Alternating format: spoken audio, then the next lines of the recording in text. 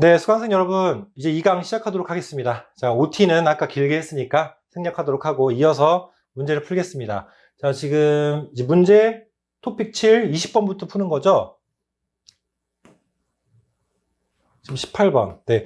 자, 해설 보면 이게 보이는데 뭐 이쯤 되면 반복의 반복임을 파악할 수 있을 것이다. 뭐 이런 식으로 제 톤앤 매너를 그대로 녹였어요. 그래서 재미없는 해설 말고요.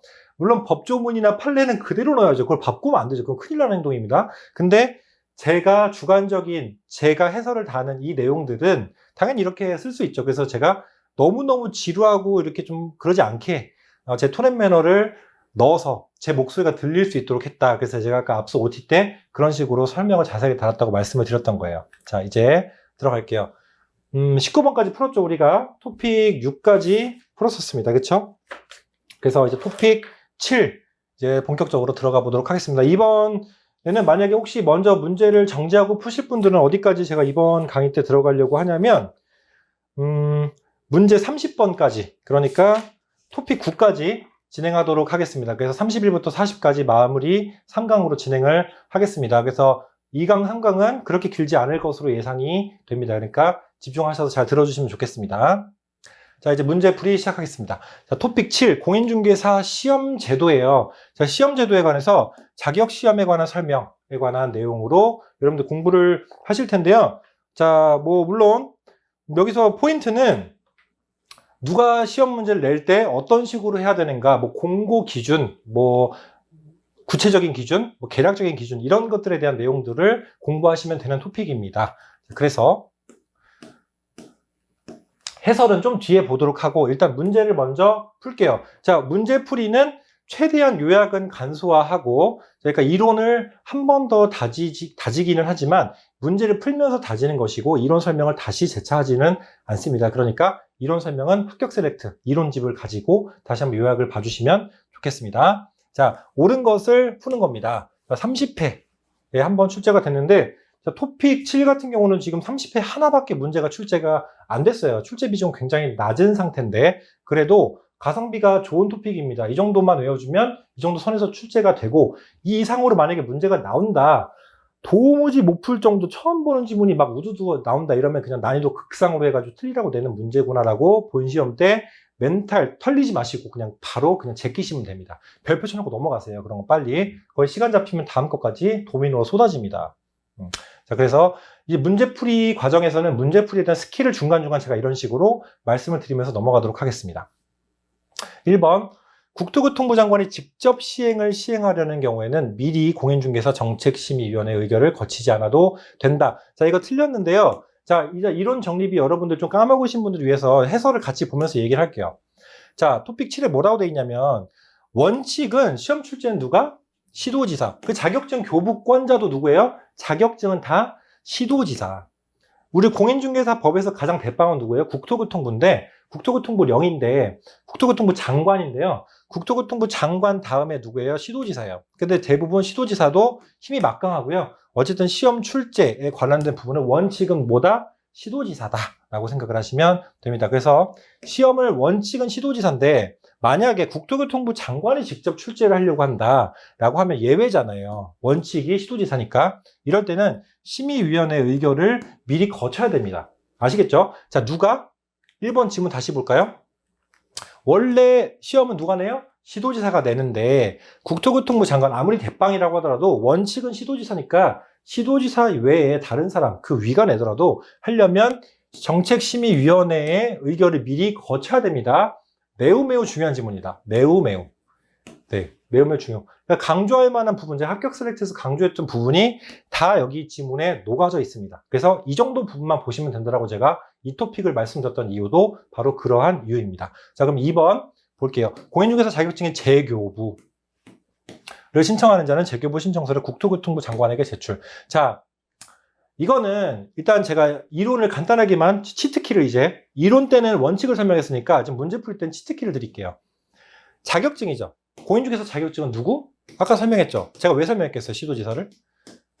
자격증 교부권자든 재교부권자든 다, 처분권자든 다 자격증에 관한 권한자는 권자는 누구예요? 시도지사. 그러면 재교부도 누가 줘야 돼요?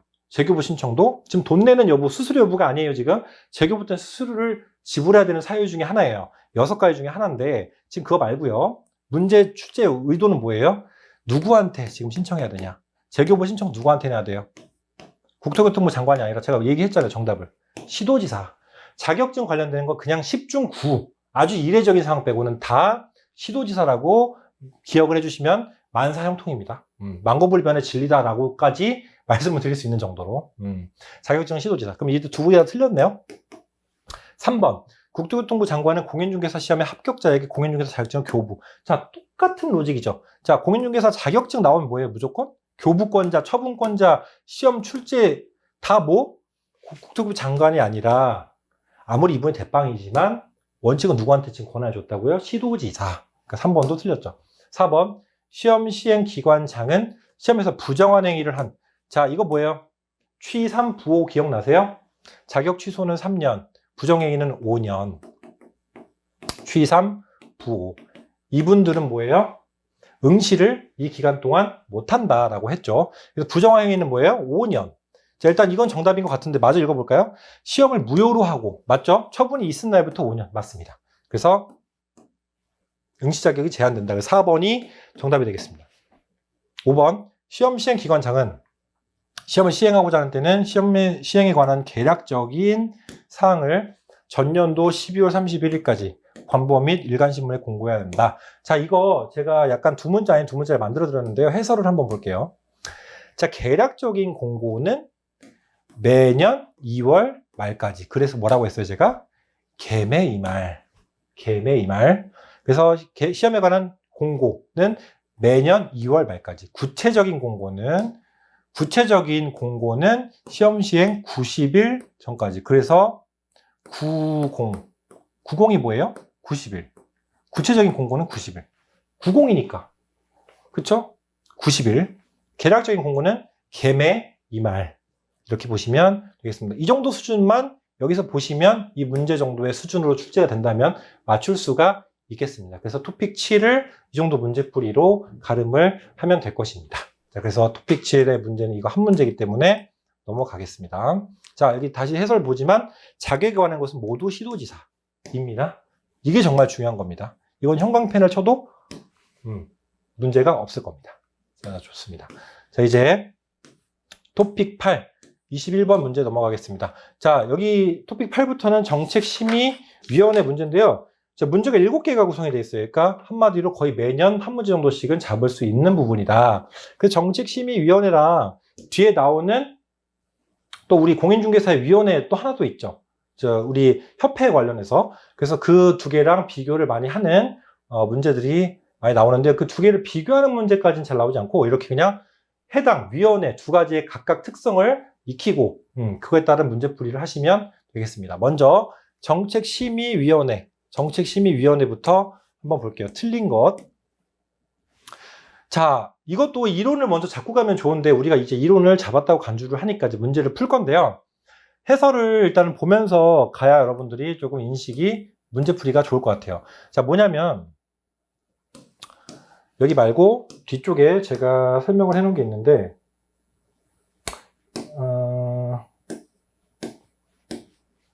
그냥 여기서 바로 보도록 하겠습니다, 여러분. 그냥 맞은 거니까 이거는 뭐 이론이 아니니까 여기서는. 자, 위원장은 국토교통부 제1차관이 됩니다. 이건 그냥 뭐랄까요? 그냥 외우셔야 되는 부분이에요. 그래서 정책심의위원회에서 위원장은 국토교통부 제1차관, 위원장이 국토교통부 제1차관이 됩니다. 이거는 굉장히 중요해요. 자, 그래서 이 문제 자체를 보면 난이도가 중으로 되어 있지만 어려운 지문이 하나 있어서 그런데, 자, 이게 그냥 별표 형광펜으로 하나 쳐줘도 되는 굉장히 괜찮은 문제예요. 여기 정책심의위원회에 관련된 나온 기출문제도 다 괜찮아요. 네. 그래서 제가 문제를 풀다가 여러분 여기는 그냥 버리세요라고 하는 게 있어요. 가끔. 근데 버리세요라고는 안 하죠. 문제를 풀 때. 푸는 입장에서, 강사 입장에서는. 근데 고득점을 포기하실 분들은 이라는 전제로 혹은 제출제가 안 될 것 같다는 전제로 버리세요라는 의미로 말씀드리는 거니까 보지도 말고 풀지도 마세요라고 말씀드리기는 강사 입장에서는 조금 어렵죠. 하지만 제 입장에서 뭐랄까, 좀 가성비 좋은 공부를 하고 싶다라는 부분들은 제가 그런 데는 좀 하나씩 문제를 말씀을 드릴게요.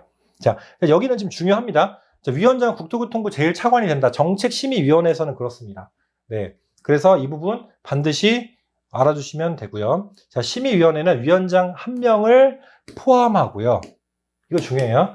심의위원회는 위원장 1명을 포함하고 7명 이상 11명 이내의 위원으로 구성. 자, 그래서 제가 여기서 그때 뭐라고 말씀드렸죠? 이거 뭐예요? 세븐일레븐. 여기서 나온 거예요. 자, 정책심의위원회는 세븐일레븐인데, 자, 여기 제가 여러분, 이제 여러분들이 이론을 한번 돌았으니까, 한번 들었으니까, 제가 이제 조금 여기서 또 빨리 외울 수 있는 팁을 하나 드릴게요. 자, 일단 위원장은 국토교통부 제1차관이 되는 거는 일단 그냥 묻지 따지지 말고 이건 무조건 알아둬야 되고, 이것도 당연히 그런 내용인데, 이거는 조금 더 외우기가 쉬운 부분이 있어요. 자, 위장약 한 포를 사려고 세븐일레븐에 들어간 거예요. 어때요? 그러면 심의위원회는 위원장 1명을 포함해서 7명 이상 11명 이내 위원으로 구성하는 거예요. 그럼 정책심의위원회의 구성원에 대한 부분의 공부가 끝난 거죠. 너무 단순하죠? 간단하죠? 자, 그래서 위장약 한 포를 사러 세븐일레븐에 들어갔다. 그래서 위원장 1명을 포함하여 7명 이상 11명 이내로 한다. 세븐일레븐 이렇게 기억을 해주셔도 좋을 것 같습니다. 자, 이거는 굉장히 짧고 굵게 외우실 수 있는 한 문장으로서 제가 문제풀이 팁으로 급하게 하나 만들어 드립니다. 자, 좋습니다. 3번 심의위원회에서 중개보수 변경에 관한 사항. 중개보수 변경하는 사항을 심의한 경우 시도지사는 이에 따라야 한다. 자, 시도지사가 이에 따라야 되는 경우가 한 가지가 있어요. 뭘 하는 경우에는 이에 따라야 된다가 있는데, 중개보수 변경이 아니에요. 정답은 아무튼 3번일 것 같아요. 3번인데요. 자, 해설을 한번 볼게요. 3번 맞네요. 자, 이거 제가 노란색 형광펜 쳐드릴게요, 여러분. 노란색 형광펜. 뭐예요? 자격 취득에 관한 사항은 따라야 돼요. 시도지사가. 자, 여기 뭐 보면 특별시장, 광역시장, 도지사, 특별자치도지사 이거 뭐예요? 시도지사는 이에 따라야 된다. 뭐에 대해서? 자격 취득에 관한 사항. 자, 우리 심의위원회에 대해서 제가 정리해 놓은 게 있는데, 자, 뭐 뒷부분에 나오니까 뭐 여기서 그냥 얹을만 할게요. 자, 심의사항 4가지가 있어요. 그래서 제가 손자 보육이라고 2문제를 만들었는데 아마 다음 문장, 다다음 문제 정도에서 나올 거예요. 손자 보육인데 그 보가 바로 이거거든요. 중개보수. 자, 근데 손자 자격 취득에 관한 사항이 있을 때는 시도지사는 이에 따라야 됩니다. 이 문장 그대로 시도지사가 뭐뭐 따라야 된다. 따라야 한다 있죠. 정책심의위원회에서 따라야 한다가 나오잖아요. 시도지사가. 그럼 뭘로 풀어요? 자격 취득으로 풀면 돼요. 자격 취득 외에 나머지 3가지 있죠. 손자 보육 중에 자 빼고 나머지 3가지는 이렇게 나오면 틀린 거예요. 그래서 저도 지금 바로 푼 거예요. 이렇게. 중개보수 변경이 아니라 자격 취득에 관한 사항이에요.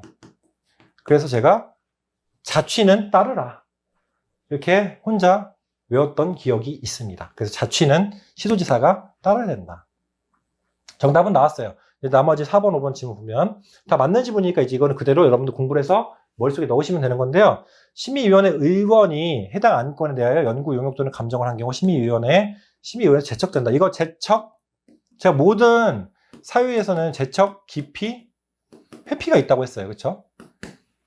그래서 이것도 제척 사유 중에 하나. 이게 법적으로 당연히 배제되어야 되는 사유라고 보면 됩니다. 제척이. 그래서 해당 안건에 대해서 심의위원이 연구 용역 또는 감정을 한 경우, 그러니까 이 안건에 대해서 관련이 있는 자잖아요. 관계된 자는 주관적으로 사심이 들어갈 확률 혹은 개인적인 관계가 맺어질 확률이 크기 때문에 객관성이 떨어질 수 있다는 판단을 하는 거죠. 그래서 일반적으로 법정에서도 그렇고 법률 관련된 혹은 연구 용역 이런 심의 의결 이런 거에 관련돼서 모두 다 제척 기피 회피가 대부분 적용이 됩니다. 제가 행정사 공부할 때도 제척 기피 회피를 당연히 공부를 열심히 했었죠.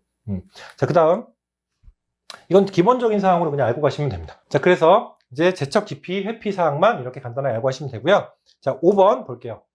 자, 위원장이 부득이한 사유로 직무를 수행할 수 없는 경우 위원장이 미리 지명한 위원이 그 직무를 대행한다. 자, 그래서 제가 이거 혹시 기억나시면 여러분 진짜 천재인데 제가 지난번 합격 셀렉트 강의 때 제가 옛날에 그 격리 사무직원으로 뒀던 분 이제 성함이 유미지 씨라고 이제 했어요. 근데 이제 제가 그래서 미지 씨 잘 지내요? 라고 하면서 위미지라고 했어요. 기억나세요? 뭐냐면 위원장이 부득이한 사유로 직무를 수행할 수 없어요. 그럴 때는 어떤 사람이 대행하냐면 위원장이 미리 지명한 위원이 직무를 대행합니다. 자, 그럼 이것도 맞는 지문이 되는 거죠. 네. 그래서 위원장이 직무를 수행 못하면 누가?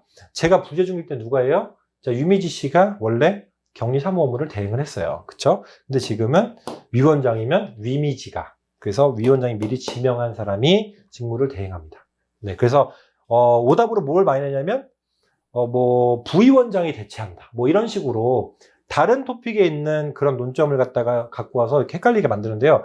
정책심의위원회는 공인중개사법의 정책심의위원회 관련해서는 위원장은 국토교통부 제1차관이고 위미지 기억하고 자취에 관해서는 시도지사는 무조건 따라야 된다. 그리고 위장약 한 포를 사러 어딜 들어가요? 세븐일레븐 들어간다고요. 이 정도 외우시면 아주 중요한 내용들이 다 들어있는 겁니다. 아주 좋은 문제입니다, 여러분.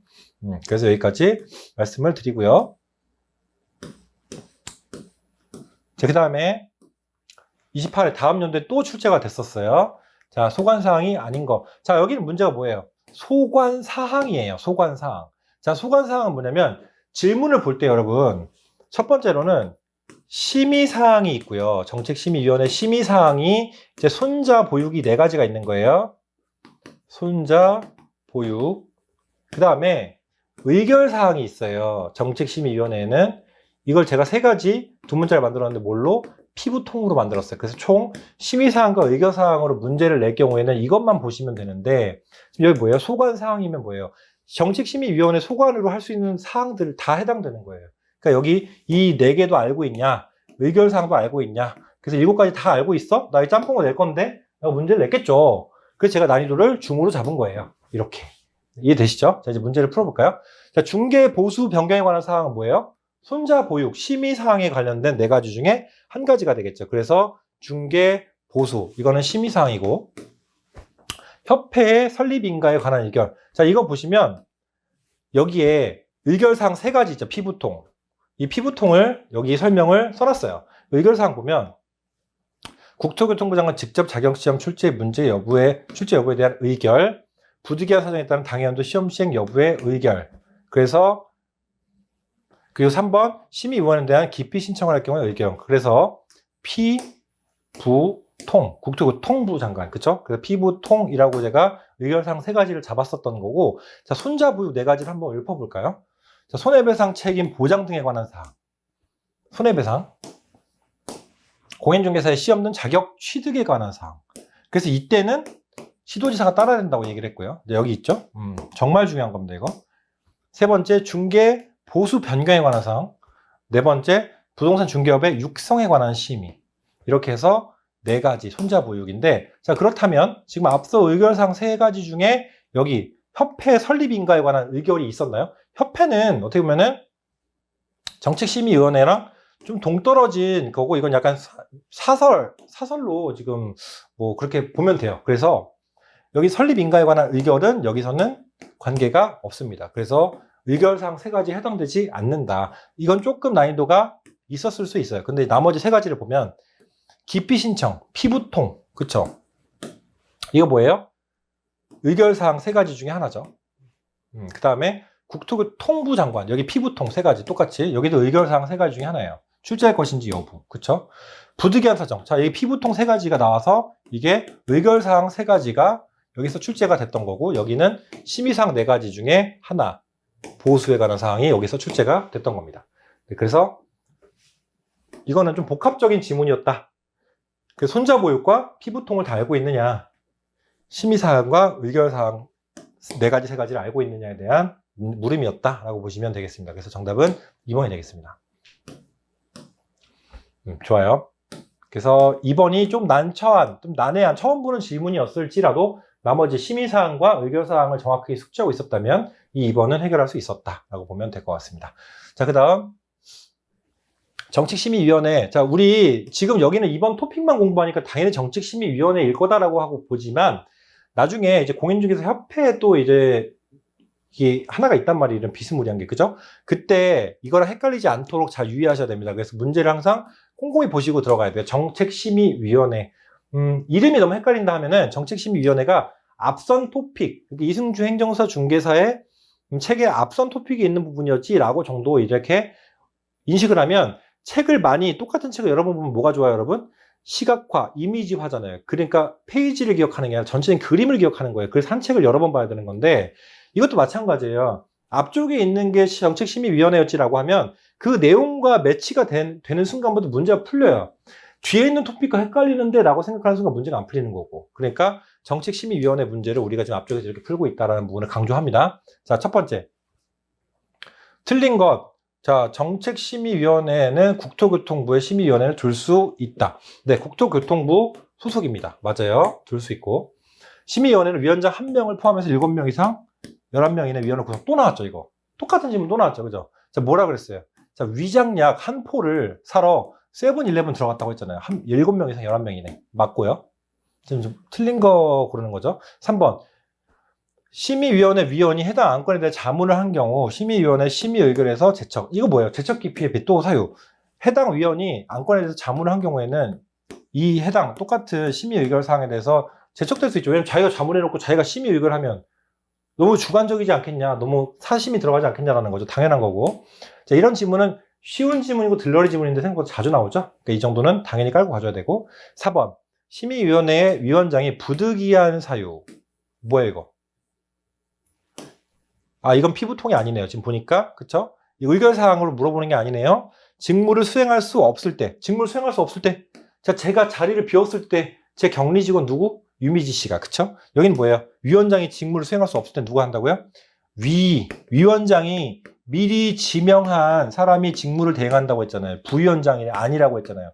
부위원장을 문제가 나올 거라고 했죠. 똑같이 이렇게 다음 연도에 나왔습니다. 네. 이렇게 해서 오답을 아주 쉽게 내줬죠. 그래서 이건 난이도가 당연히 하.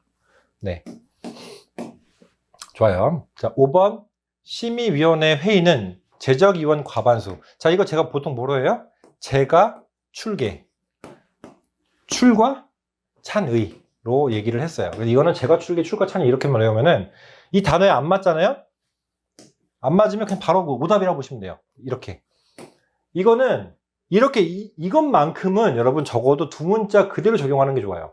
이거는 왜냐면 제적위원 과반수의 출석으로 개의하고 출석위원 과반수의 찬성으로 의결한다. 이거 너무 어려워요. 여러분 지금 시간도 없는데 이거 어떻게 외우고 있어요? 그냥 제가 출계, 출과 찬의 이렇게 외우시고 그게 적용해서 단어가 틀렸다 이러면 그냥 바로 오답으로 골라버리십시오. 그렇게 하면 훨씬 수월합니다. 자, 그래서 여기 참고 하나 더 드리면 국토교통부 심의위원회를 둘 수 있다. 캔이에요? 머스트예요? 여기는 캔이에요.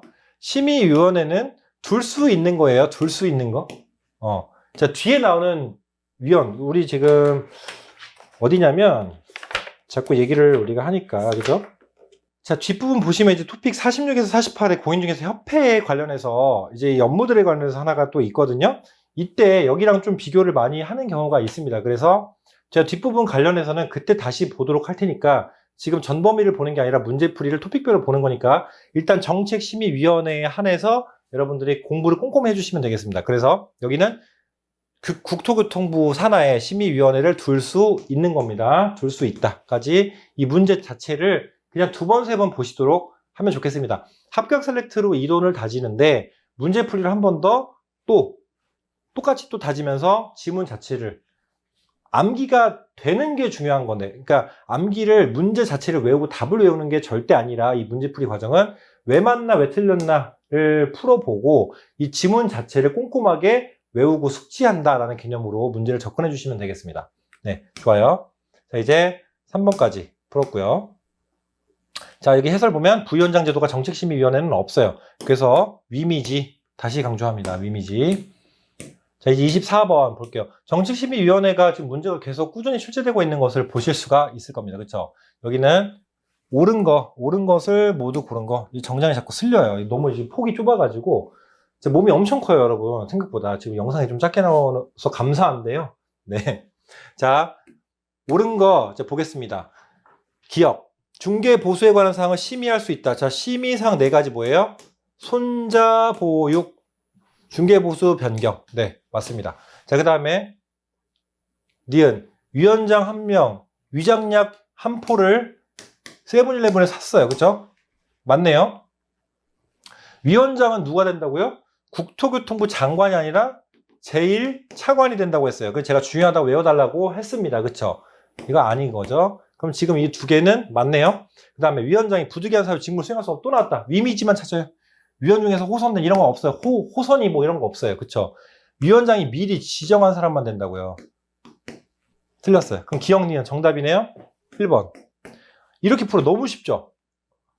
이렇게만 나와주면 여러분들 그냥 뭐 이거는 뭐 실제로 여러분 도만 트면은 10초, 20초 컷으로 그냥 풀고서 시간 다 벌어줄 수 있는 문제입니다. 그쵸?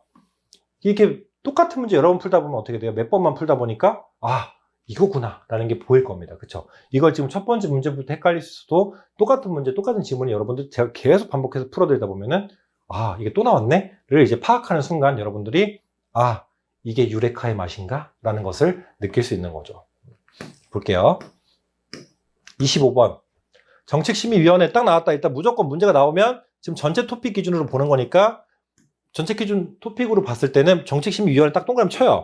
그 다음에 해당하는 거, 옳은 것을 고르라는 거잖아요. 그렇죠? 33회. 자, 이거 어떻게 나왔을까요? 공인중개사 시험 등 공인중개사 자격 취득, 자취는 시도지사가 따라야 되고 손자 보육 해당되네. 오케이. 자, 오케이. 해당돼. 그쵸? 심의사항이네. 그럼 손자 보육만 물어보는 거네 라고 딱 파악하고 손자 보육을 딱 머릿속에 그려요. 그쵸? 손자 보육이네. 그럼 여기 뭐야? 중개업의 육성. 손자 보육, 손자 보육. 근데 중개업의 육성 맞네. 중개 보수. 맞네. 변경. 손해배상 책임회가 보장. 맞네. 손자 보육 다 맞네. 5번이네. 5번 정답. 이렇게. 저는 실제로 이제 뭐 제가 만든 두 문자에다가 제가 외우고 있는 지문들이고 제가 가르치는 사람이니까 당연히 이걸 보는 순간 저는 뭐 이런 거는 2초? 문제 이거 하나 보는데 그냥 0.5초 정도? 이렇게 해서 2초 가는 거죠. 네. 근데 지금 뭐 빨리 풀기 시합하는 게 아니라 말씀드리고자 하는 요지는 많이 보면 금방 눈에 아는 만큼 보이고 금방 쑥쑥 들어온다. 그냥 답이 그냥 손을 들고 있어 답이. 그렇게 돼요 여러분. 나중에 문제를 많이 풀다 보면 그게 옳게 문제집을 풀어드리는 이유이자 취지입니다 여러분. 제가 책을 이렇게 열심히 쓴 이유이기도 하고 여러분들이 위패스 공인중개사를 선택해 주신 이유이기도 하겠죠. 자 이제 지금 해설을 보면 자 손자보육, 자, 육, 보, 손 이렇게 해가지고 제가 다 하나하나 다 만들어 드렸습니다. 그러니까 손자보육이 뭐야? 이렇게 있구나 이렇게 보시면 됩니다. 그럼 여기서 만약에 제대로 안 봤으면 다음 문제 또 나와요 또. 그러면 또 보는 거예요. 계속 보는 거예요. 그러니까 지금 한 문제를 1회독 한다고 하지만 한 토픽에 비슷한 문제 계속 나오니까 한 토픽에 5문제 나왔으면 뭐가 돼요? 5번 보는 거예요. 네, 좋습니다. 오케이. 자, 근데 다만 유의할 거 단순히 두 문자만 암기하면은 아까 다보업에서 보수 여부에 관계없이 보수를 받지 않아도 뭐 이런 질문 나오면은 헷갈릴 수가 있다. 그쵸? 보수를 받는 게 중요한데, 그쵸? 그러니까 두 문자는 먼저 이해가 기반이 되고 어느 정도 눈에 객관식의 특징을 살려서 주관식처럼 다 외울 필요는 없지만 눈에 바른 상태로 그 다음에 외워줘야 두 문자가 의미가 있다. 이렇게 보시면 됩니다. 계속 강조하고 있어요. 자, 그 다음 26번. 자, 여기도 지금 정책심의위원회가 계속 나오고 있죠? 정책심의위원회 틀린 것은 자, 다음 년 또 나왔어요, 문제가. 자, 위원은 위원장이 임명하거나 위촉한다. 이거 문제가 틀렸어요. 자, 위원은 누가 임명하냐면 정답은 국토교통부 장관이 임명합니다. 자, 위원은 누가 임명? 위원 임명은 누구? 국장이. 자, 그래서 이게 나온 김에 지금 제가 이걸 왜 썼을까요?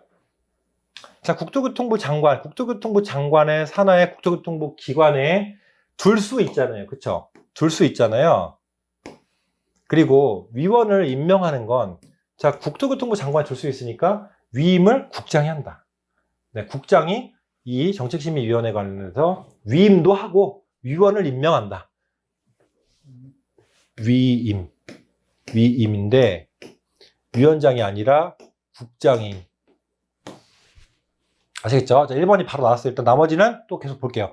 심의사항 4가지 있다 그랬죠. 손자 보육. 자, 이게 뭐예요? 중개부서 변경 또 나왔죠. 이제 이 말은 이제 눈에 익숙해지죠?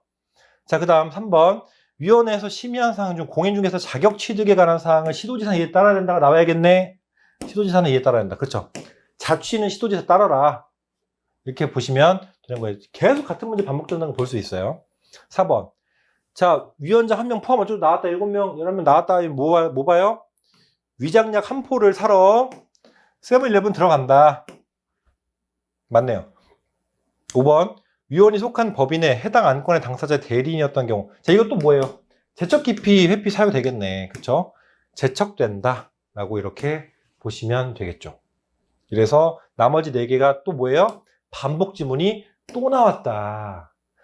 제가 전 문제에서 이번에 뭐 되었어요? 이번에 대충 봤어요? 다음 문제 또 나올 거예요. 라고 얘기했잖아요. 그쵸? 또 나왔잖아요. 그쵸? 이것만 지금 새로운 지문인데 정답으로 줘버렸죠. 그냥. 그쵸? 그래서 이거는 합격 셀렉트에 당연히 있는 건데요. 지금 합격 셀렉트를 안 보신 분들도 있으니까. 자, 위임은 누가? 위원회 임명은 국장이 한다.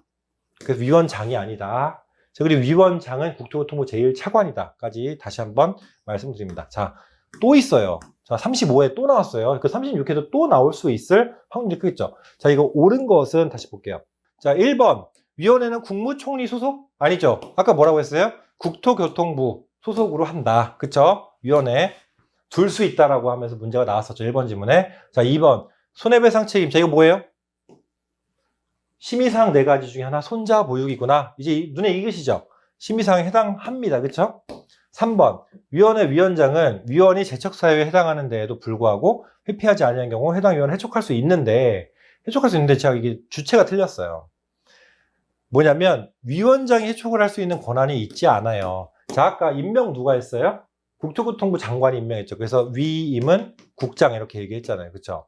똑같아요. 해촉도 자 이렇게 선임한 사람이 혹은 고용한 사람이 지정한 사람이 임명한 사람이 해촉을 해야겠죠. 그래서 국토교통부 장관이 됩니다. 자, 해설을 한번 보면 위원장이 아니고 국토교통부 장관이 합니다. 자, 근데 참고로 제척 기피 회피가 있는데 회피는 제척이랑 가장 큰 차이는 뭐냐면 제척은 그냥 법적으로 당연히 배제되어야 하는 사유가 있는 거예요. 법적으로 규정이 되어 있는 거고 기피 회피 중에 회피는 도의적으로 자기가 자의식에 의해서 도의상이라고 하잖아요. 스스로 물러나는 거예요. 그걸 회피라고 하고 자, 기피 신청은 당사자, 해당 사건이나 안건에 혹은 용역이나 이런 거에 제한하는 사람 있죠. 그러니까 이 심사를 당한 사람이 저 사람 옛날 관련 있는 것 같은데 나 피할래요. 이게 기피예요. 그쵸? 그래서 기피 신청은 위원회 의결로 결정을 합니다. 이거는 근데 조금 어려운 거라서 조금 이 부분은 시간 나실 때 한 번 더 보시면 좋을 것 같습니다. 그래서 여긴 지금 다행히 이 정도까지 난이도로 안 나오고 제척 기피 회피에 대해서 세부적으로 묻진 않았지만 주체에 대해서 물었어요. 1차적으로. 그래서 국토교통부 장관이 해촉할 수 있습니다. 그러니까 이걸 해촉까지 따로 외운다고 생각하지 마시고 임명이랑 해촉을 다 국토교통부 장관이 한다라고 외워두세요. 자, 그 다음에 여기까지 다 틀렸어요. 일단 그죠? 4번 위원회에서 심의한 중개보수 변경에 관한 사항의 경우 시도지사는 이에 따라야 한다. 자, 시도지사 따라야 되는 게 뭐라 그랬어요? 뭐라고 했어요? 자격 취득에 대해서는 따라야 된다. 이거 아니네요. 다 틀렸어. 어떻게? 5번이 남았으니까 5번이 정답이어야 되는데 국토교통부 장관이 직접 공인 중개사 자격을 시험을 시행하려는 경우에서 위원회에선 의결을 미리 거쳐야 한다. 그쵸? 원칙은 누구니까? 시험 시행은 시도지사니까. 그쵸? 그러니까 국토교통부 장관이 아무리 위라도 원칙이 시도지사니까 당연히 미리 의결을 거쳐야 된다라고 아까 앞에서 얘기를 했죠. 그래서 이게 옳은 지문이 되겠습니다. 자, 그래서 정책심의위원회 27번까지 문제 해결을 했습니다. 이건 신기하게 이 토픽 8이죠, 지금. 토픽 8.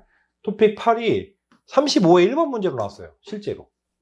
그래서 정말 랜덤으로 내는 거다라는 걸 다시 한번 볼 수 있죠. 자, 뭐 실제 기출문제에서 지금까지는 약간 어느 순서였냐면 좀 담백하게 냈을 때는 진짜 토픽 순서들을 대부분 낸 경우도 많았는데 이번에는 뭐 그렇지는 않았다. 그러니까 점점 그런 식으로 이제 가시화, 눈에서 보이는 문제들을 랜덤으로 내면 더 어렵게 느껴지잖아요. 순서만 바꾸는 것만으로도 해도. 그래서 뒤죽박죽 내면서 경계를 허물고 있다라는 게 점점 난이도를 올리는 방법 중에 하나겠죠. 네. 자, 이제 토픽 9, 자격증 교부 및 양도에 대해서 한번 들어가 보도록 하겠습니다. 28번 문제입니다. 자, 자격 및 자격증에 관한 설명으로 틀린 것은 자, 일단 자격에 관한 건 다 뭐라고요? 주체가? 뭐로 외우면 편하다고요? 시도지사. 그 다음에 개설 등록하는 등록에 관련해서 누가? 등록관청의 처분권자라고 했어요. 다 관리한다고. 그쵸? 자, 일단 그럼 이거 포맷 잡고 시작해 볼게요. 1번, 시도지사는 공인중개사 자격시험 합격자의 결정 공고일부터 2개월 이내에 시험 합격자에 관한 사항 공인중개사 자격증 교부대장에 기재한 후 자격증을 교부해야 한다. 일단은 이거는 되게 쉽게 1차원적으로 나왔는데요. 나머지는 틀린 게 없어요. 지금 보면 이 2개월이라는 숫자를 되게 원색적으로 냈는데 지금 2개월이 아닙니다, 여러분. 1개월이에요. 그래서 시도지사는 결정 공고 일로부터 그쵸? 1개월 이내 시험 합격자에게 자격증을 교부합니다. 자, 시험 합격자에게 언제? 1개월 이내. 그래서 제가 공인중개사 자격 합격자 발표를 11월 20 며칠 날 했었는데 아무튼 일주일인가 만에 왔어요. 자격증이. 신청 바로 했으니까. 아무튼 1개월 이내다. 자격증은 빨리 줘야 된다. 2개월이 아니라 1개월이다 라고 생각을 하시면 됩니다. 그럼 지금 틀린 것이니까 정답이 1번인데요. 네, 정답 1번이 맞죠. 일단 나머지 1번 보면서 나머지 가도록 하겠습니다. 자, 2번. 공인중개사 자격이 취소된 후 취삼부오다 라고 딱 본능적으로 나오겠죠. 3년, 취소된 후 3년이 경과되지 아니한 자는 될 수 없다. 자, 이 취소가 됐다는 게 뭐예요? 수동태잖아요. 그죠? 범법행위, 공인중개사법을 위반해가지고 취소가 된 거예요. 그쵸? 자격이 취소가 됐잖아요. 그쵸? 이러면 자격 취소된 사람은 중개업에도 발을 들이지 말아야 해서 중개업에 종사도 안 된다고 했어요. 그래서 3년 동안 시험도 치를 수가 없어요. 당연히 결격사유고. 근데 부정행위로 시험을 5년 못 본 사람은 부정행위니까 시험을 5년 동안 못 보지라도 보조원으로 종사는 되겠죠. 이게 좀 큰 차이다라고 설명을 했었습니다. 자, 3번. 공인중개사 자격증의 재교부를 신청하는 자는 재교부 신청서로 자격증을 교부한 누구한테? 이건 주체가 중요해요. 누구? 시도지사에게 제출합니다. 네, 다 맞아요. 공인중개사 자격증의 대여란 다른 사람이 그 자격증을 이용하여 공인중개사로 행세하면서 공인중개사의 업무를 행하려는 것을 알면서도 그에게 자격증 자체를 빌려주는 것을 말한다. 그래서 이거 판례 지문인데 따로 해설을 안 써놨는데 이거는 그냥 이 자체만 해서 그냥 중요한 의미를 갖습니다. 그러니까 뭘 말하는 거냐면 양도 대여는 뭐 어떤 경우든 다 허용을 하지 않는다. 양도 양수 다 자격증에 관련 등록증에 관련해서 다 안 된다.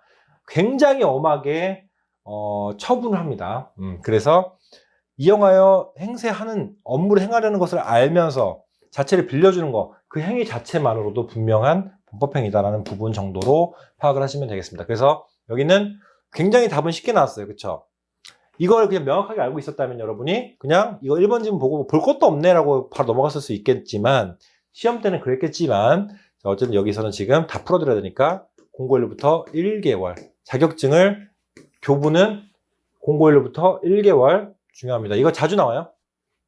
5번 공인중개사가 다른 사람에게 자기의 상명을 사용하여 중개 업무를 하게 하는 경우. 이건 뭐예요? 자기 명의 대여잖아요. 그쵸? 시도지사는 그 자격을 취소해야 됩니다. 네, 다른 사람에게 자기의 성명을 사용하게 한 경우 자격 취소 사유가 됩니다.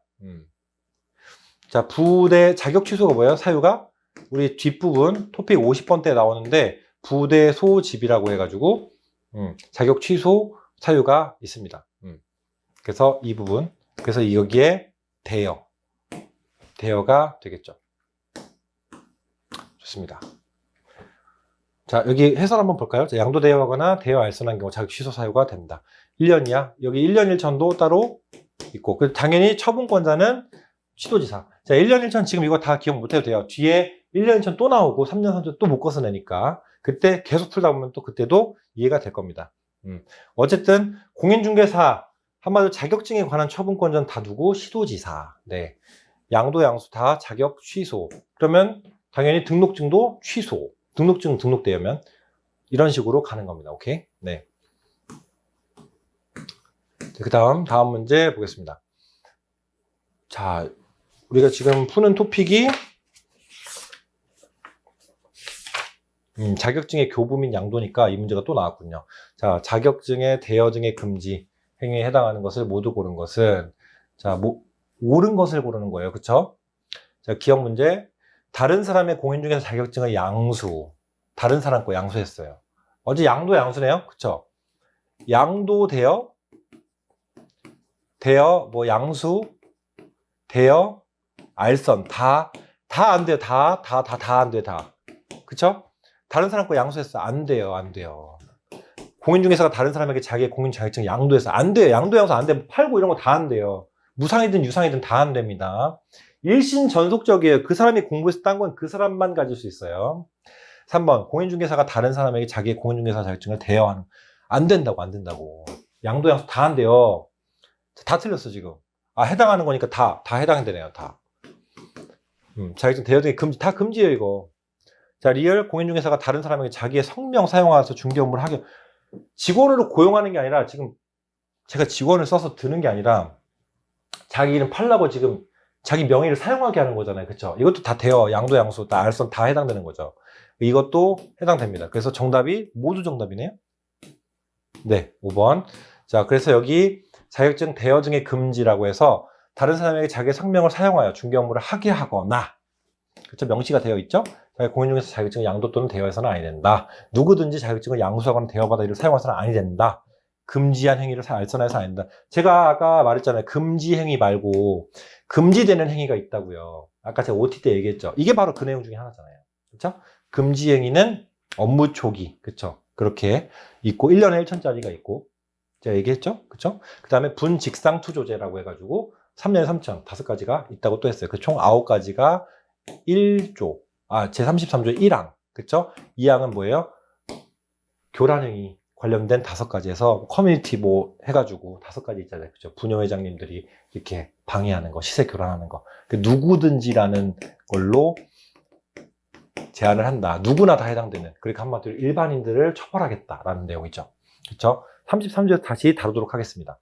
자, 그래서 여기까지 보고요. 자격증 양수는 이제 포상금 항목이 이제 공인중개사 법령에도 있고 뒤에 부동산 거래신고 등에 관한 법령에도 있는데 공인중개사 법령에서 포상금 지급 사유가 또 있죠. 그때 양수를 찌르면 포상금을 준다.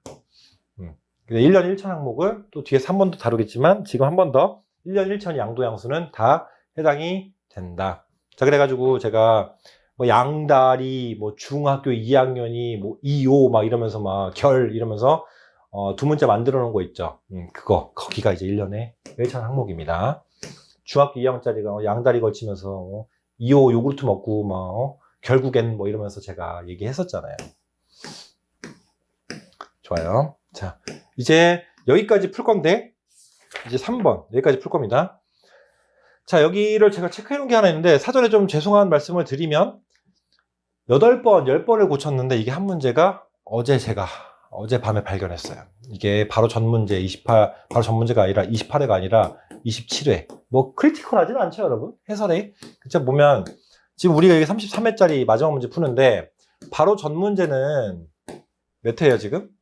28회예요. 근데 이게 아니라 바로 전 문제가 여기를 말하는 겁니다, 여러분. 두 문제 여기 말하는 거예요, 여기. 여기랑 똑같이 지문이 출제된 게 있어서 제가 그걸 강조하고 싶었는데 중간에 제가 이 문제를 나중에 찾아가지고 넣은 거예요. 한 2회차 교정쯤에. 예. 그러니까는 그때 이제 해설을 바꿀 게 없으니까 해설을 안 바꿨던 건데 이것까지는 제가 미처 보지를 못했던 거죠. 전체 300 몇십 페이지를 어떻게 몇십 번을 계속 보겠어요. 그쵸?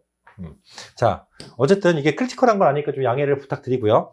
먼저 27회 문제와 오답까지 동일하게 출제된 이 지문을 한번 봅시다. 틀린 거 정답인데 결국엔 시도지사가 공인중개사 자격증 합격자의 결정 공고 1 시도지사가 그쵸? 공고 1로부터 얼마? 1개월 이내 시험 합격자에게 자격증 교부는 2개월이 아니라 1개월 빨리 줘야 된다 그랬어요. 그쵸? 자격증 합격했는데 얼마나 애타게 그리던 자격증인데 이걸 빨리 받아야지. 그죠? 1개월 이내. 그래서 이게 틀렸다. 해설까지 똑같다라고 해서 제가 문제를 낸 거예요. 문제를 낸 게 아니라 해설을 쓴 거예요. 2번 공인중개사 자격증의 재교부를 신청하는 자는 재교부 신청서 자격증을 교부한 시도지사에게 또 나왔죠. 똑같은 거. 똑같은 문제도 와서 처음에 그 기출이 이게 중요하다는 거예요. 이렇게 지금 6년 전께 그대로 지금 재탕돼서 나왔어요. 그렇죠? 3번 공인중개사 자격증에 재교부를 신청하는 자는 해당 지방자치단체 조례로 정하는 바에 따라 수수료를 납부. 자, 재교부는 수수료 납부해야 안 해요. 등, 신, 제라고 해서 토픽 13에 제가 여기 써놨는데요. 토픽 13이 맞을 거예요.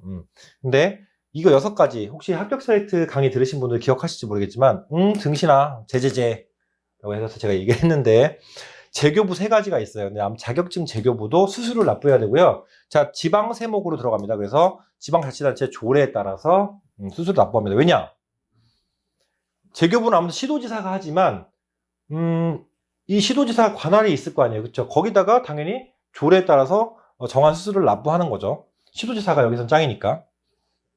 그 다음에 4번 공인중개사는 유무상 여부를 불문하고 공인중개사 자격증을 양도해서는 안 된다. 그쵸? 양도 대여 알선 다 안 된다고 그러죠? 다 안 돼 얘기했잖아요.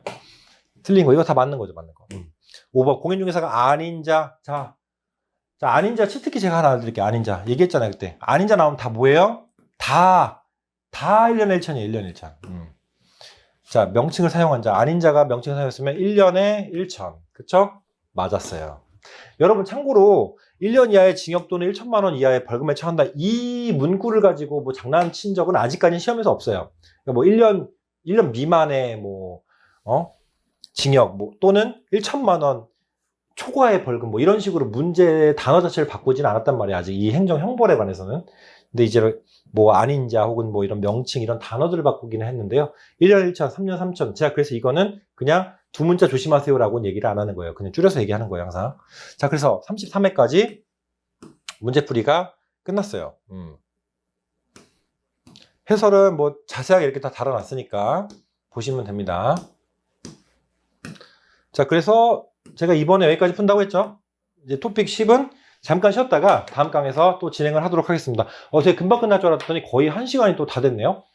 또 여러분 집중이 좀 풀리실 시간이니까 잠깐 쉬었다가 마지막 3강 들어가도록 하겠습니다. 2강까지 고생하셨습니다.